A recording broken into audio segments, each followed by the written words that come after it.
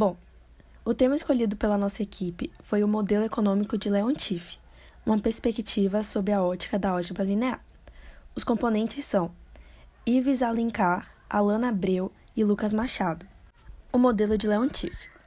Nosso trabalho tem o objetivo de demonstrar, por meio de operações na forma matricial de um sistema linear, os métodos estruturados por Leontief para interpretar e modelar as interações econômicas de um determinado espaço. Por ter base na ciência social, a ciência econômica se comporta de uma maneira que beira o abstrato, muito devido à sua complexidade e à incerteza que existe sobre a interdependência de seus fatos de estudo.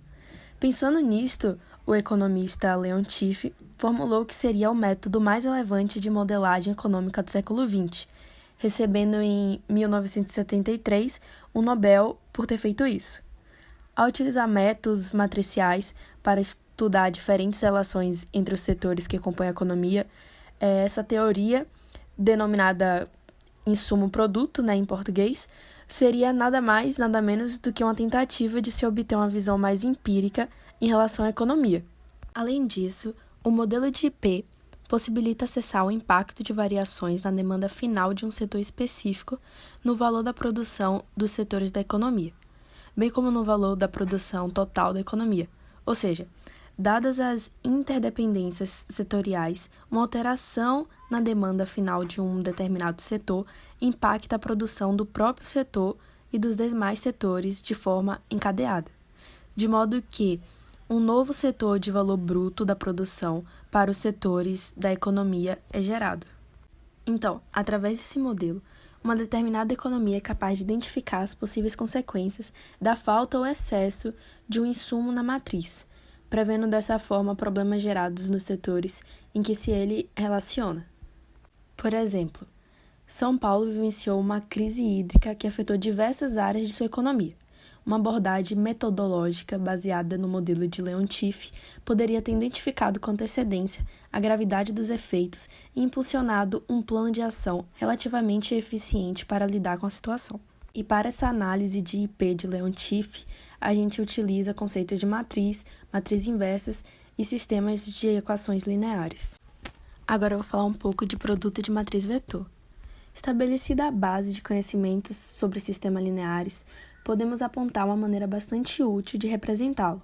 O produto matriz vetor é definido como dada uma matriz A com n colunas e um vetor V de Rn. O produto de A pelo vetor V é a combinação das n colunas de A, utilizando n componentes de V como coeficientes. O resultado da multiplicação de uma matriz A por um vetor V é um outro vetor, que chamamos de W. Com ela, encontramos uma maneira bem conveniente de nos proporcionar uma abordagem geométrica útil para resolver sistemas através de matrizes e vetores, além de relacionar-se geometricamente com soluções de sistemas homogêneos e não homogêneos. Um fator importante é que AV é definido apenas quando o número de entradas do vetor V é igual ao número de colunas da matriz A. Aí temos propriedades. Dada uma matriz A, M por N, dois vetores U e V, N por 1 e uma matriz C, temos que o produto de A com U mais V é igual a AU mais AV, e o produto de C pelo AV é igual a pelo produto de CV. Forma matriz vetor. Pela definição do produto matriz vetor, uma equação vetorial pode ser expressada também em uma forma matriz vetor. Dessa forma, podemos estruturar um sistema linear por mais de uma maneira diferente, como o sistema de equações lineares, como a matriz aumentada, na forma de vetor e também na forma de matriz vetor. Contextualizando, suponha que uma economia seja composta por setores de manufatura, agricultura e serviços. A tabela abaixo mostra em unidades monetárias o quanto cada setor depende do outro para produzir uma unidade monetária. Essa tabela corresponde a uma matriz que é denominada como matriz de consumo, e ela pode ser representada dessa maneira. Considerando que o vetor aberto dessa economia necessite de D1 unidades monetárias de bens manufaturados e D2 de produtos agrícolas e D3 de serviços, tais valores compõem o vetor de demanda D. Considere ainda que X1 seja o total de unidades monetárias produzidas pelo setor de bens manufaturados, X2 do setor de produtos agrícolas e X3 do setor de serviços. Esses valores compõem o vetor de produção X, equacionando a produção dessa maneira. O vetor Cx é denominado como vetor de demanda intermediária. Os setores da economia precisam atender às suas próprias demandas e a dos outros setores produtivos, a demanda intermediária e a dos setores abertos. Se subtrairmos o vetor de produção X do vetor de demanda intermediária Cx, obtemos o excedente de produção destinado à demanda externa ou demanda dos setores abertos. Assim, o vetor da demanda deve ser igual à diferença entre x menos Cx.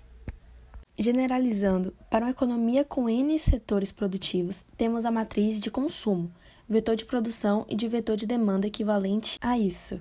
Se a matriz de Leontief I-C for invertível, então a equação I-Cx igual a D terá solução única equivalente a x igual a I-C elevado a menos 1D. Aí temos o teorema. Se C for a matriz de consumo de uma economia aberta e se todas as somas das entradas de colunas forem menores do que 1, então a matriz I-C é invertível. E as entradas de I-C elevado a menos 1 são negativas. A economia é produtiva. Pois se um setor precisa de mais unidades monetárias para produzir uma, então entramos em um saldo negativo, não sendo produtivo e sim deficitário. As consequências. Uma economia será rentável se a soma das entradas de cada coluna for menor do que 1. Além disso, se a soma das entradas das linhas também for menor do que 1, a economia será rentável. E por último, vamos falar um pouco sobre essas aplicações e exemplos.